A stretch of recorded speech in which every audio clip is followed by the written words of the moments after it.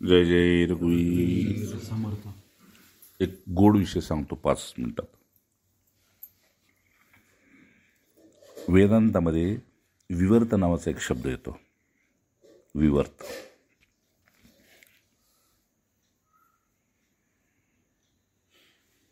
आपण साधन करतोय, साधनेतली गोडी वाढली की आपण पुन्हा तपस्येच्या मार्गाने जाणार.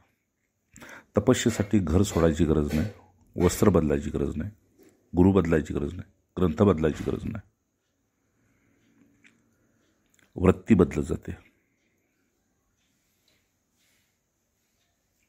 संसाराच्या अस्तित्वासाठी वृत्तीचाच खेळ आहे आणि संसाराच्या नश्वरतेसाठी सुद्धा वृत्तीचाच खेळ आहे. मनात प्रसन्नता असेल तर संसाराची सुख भोगतो, मनात खिन्नता असेल तर संसाराचं दुःख भोगतो. मग हा विवर्त आहे कसं? खूप गोड विषय आहे, 5 मिनिटं सांगतो. विवर्त. जसं ही सृष्टी निर्माण करायसाठी भगवंतानं माल कुठून आणला, बीज कुठून आणलं, दरी डोंगर कुठून आणलं, माती, पाणी, हवा, हे आकाश कुठून आणलं. म्हणजे याच्या अगोदर कुठलीतरी सृष्टी कुठंतरी असली पाहिजे, तेव्हाच तिथून आणलं. मग एवढं आणायसाठी नाही का, एखादा मोठा महल बनवायचा असेल तर किती कामगार लागतात, तसं ही सृष्टी आणण्यासाठी किती कामगार लागले असतील, पण हे आणलं गेलेलं नाही. आता विवर्त म्हणजे काय का, की हे सृष्टी निर्माण झाली, ह्या सृष्टीत आपण आलो, जगलो आणि मेलो, संपलं. देहाची राख झाली, अस्तित्व संपलं, आहे की नाही. मग हे खरं समजून आपण किती पळतोय रात्रंदिवस, पण एका क्षणात त्याची राख होते. सकाळी बघितलेला मनुष्य संध्याकाळी भेटत नाही, काल बघितलेला मनुष्य उद्या भेटत नाही, आणि आपल्याला आश्चर्याचे धक्के बसतात. अरे हे कसं काय झालं? म्हणून वेदांत ऋषीमुनी खूप भगवंताच्या सानिध्यात अपार तपस्या करून याचा शोध लावला. तो कसा? तर आपण ज्यावेळेस स्वप्नात जातो, झोपेत गेल्यानंतर, त्यावेळी आपण कुठं कुठं फिरतो, कसल्या कसल्या वाहनातनी, गाडीतनी, स्त्रीबरोबर, कुटुंबाबरोबर. मग त्यावेळी ते साहित्य आपण कुठून निर्माण केलं होतं?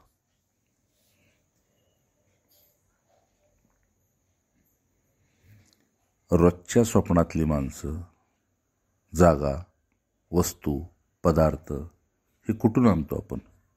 आणलं का? मग तरी बी रात्रभर त्या खऱ्या स्वप्नात होतोच की. ज्यावेळेस स्वप्नात होतो त्यावेळेस हे स्वप्न खोटं आहे असं वाटतं का? वाटतं. मग जागं झाल्यानंतर ते खरं आहे वाटतं का?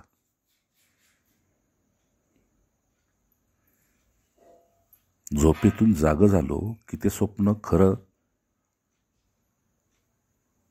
का खोटं? तर खोटंच. जागं झाल्यानंतर ते स्वप्न खोटंच.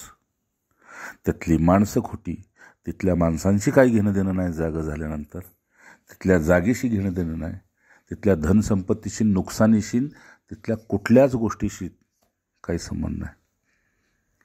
तसंच ज्ञान झाल्यानंतर हे जग स्वप्नवत होतं. ह्याला विवर्त म्हणतात.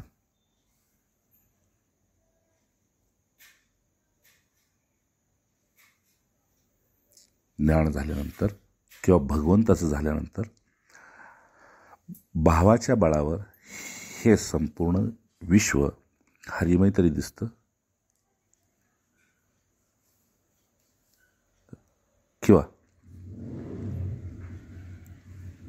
हे जग ज्ञान झाल्यानंतर नश्वरात समान दिसतं. जागं झालो, स्वप्न मोडलं, ज्ञान झालं, जग मोडलं.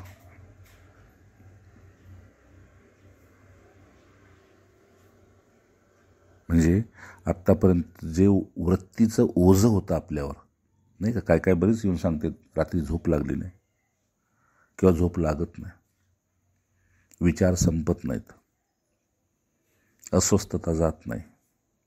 ह्याचं कारण काय, तर जगाला खरेपण दिलं. आणि स्वप्नाला सुद्धा स्वप्नात खरेपण देतो तेव्हा चावळतो, आरडतो, ओरडतो, कोणीतरी आपल्याला जागा करतो.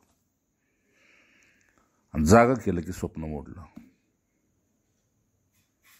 तसं भगवंत म्हणतात, एकदा माझं झाला की ह्या जगाचे सुद्धा सगळे क्रियाकलाप संपले तुझे. का? पुन्हा तिथून पुढं करता धरता मी आहे.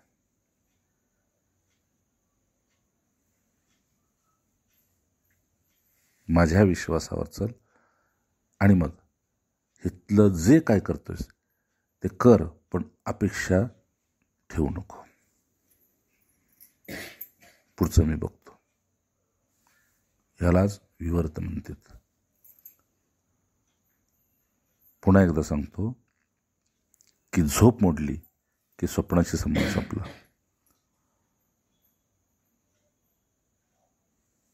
आणि भगवंताचा झाला की जग संपलं.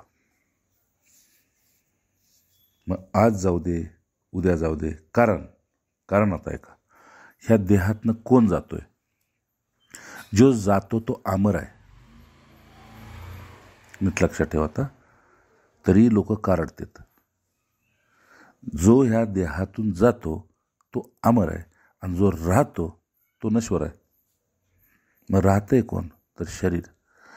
हे सगळ्यांना कळतंय नश्वर आहे, म्हणूनच याला जाळलं जातं किंवा पुरलं जातं.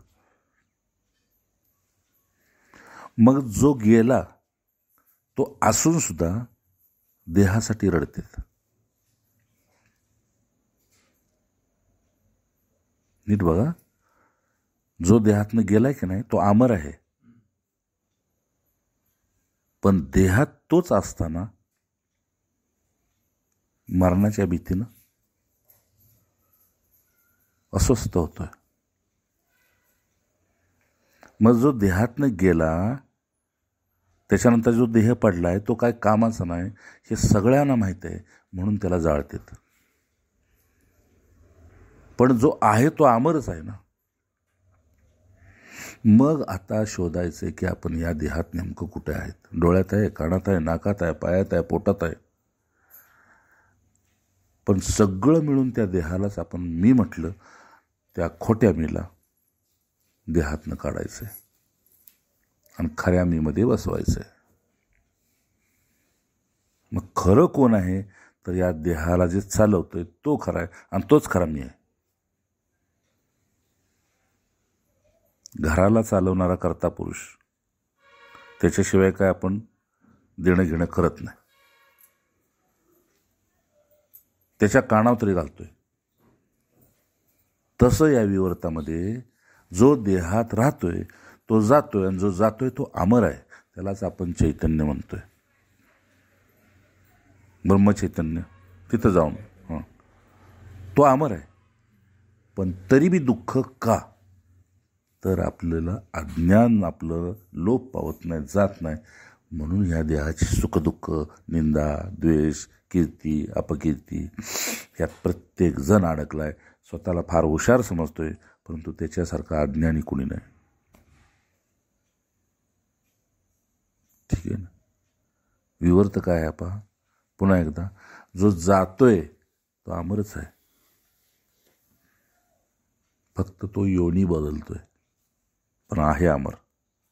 देह बदलतोय, योनी बदलतोय, पण आहे अमर. म्हणून कधीतरी शोधा. ह्या आकारालाच आपण नंदकुमार म्हणतोय. तसं तुम्ही या देहाला काका म्हणताय, पण नेमका हा काका आहे कुठं हे कळवा आलं की सगळेचे सगळे संताप गेले, संकल्प गेले, कल्पना गेला, सगळं गेलं. राहिलं ते फक्त एक सत्य आत्मतत्व. ते आपण त्याला हवं तेव्हा तुम्ही स्वरूपात जावा. जसं तुम्ही तुमच्या घरात, तुम्ही तुमच्या खोलीत निवांत आराम करता, तुम्हाला कोणाचं बंधन नसतं, तसं त्या स्वरूप लोकाचं आहे. हवं तेव्हा तुम्ही एका क्षणात त्यात जाऊ शकता आणि ह्या जगाला पुसून काढू शकता. ह्यालाच विवर्त म्हणते. जागं झालं की स्वप्नातलं आपलं संपूर्ण संपलं, तसं सद्गुरूंचं झालो किंवा ज्ञानाचं झालं की इथलं सगळं संपलं. मग करतो तर स्वप्नात सुद्धा आणि करतो तर जागं झाल्यावर सुद्धा. मग या दोन्हीत नेमकं खोटं काय आहे? तर खोटं दोन्ही बी आहे, पण जागं झाल्यानंतर. एकदा स्वप्नातून आणि एकदा अज्ञानातून. अज्ञानी लोकांच्यासाठी जग खरं आहे, ज्ञानी लोकांच्यासाठी हे जग खोटं आहे. याचंच नाव विवर्त. जय जय रघुवीर समर्थ. नारायण.